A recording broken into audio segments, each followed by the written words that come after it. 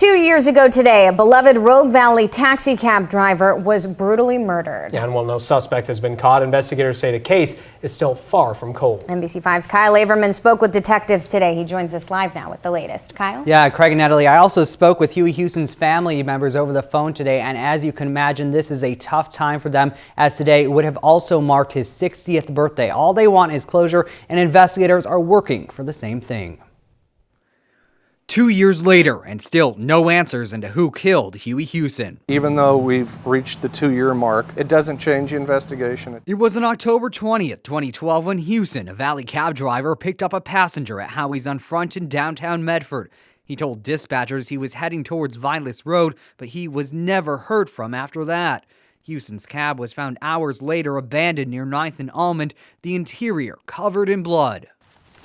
Hours after he was murdered, Huson's body was found dumped here in this field just north of the airport off of Vilas Road.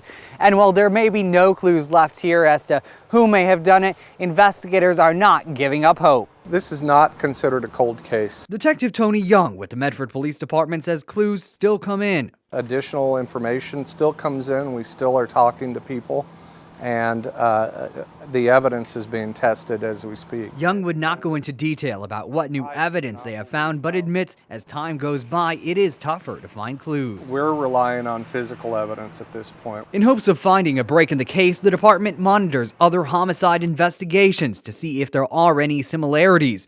There were some between Huson's death and the death of Christopher McCallum nearly a month later. Both were killed on their birthdays and their bodies dumped in remote areas, but Young says nothing broke through. We also watch to see if anything strikes a chord with our homicide, and that hasn't been the case as of yet. And while it's proven tough to break the case, Young says it is one of the top priorities at the department. I don't want people to think that we've stopped working this case. In fact, quite the opposite. Every day we work this case. And police say they have a description of a possible suspect described as a white male between 25 and 35 years old, about 6 foot in height and weighing between 170 and 190 pounds. If you have any information, you are asked to call police. Live in the studio, Kyle Averman, NBC5 News.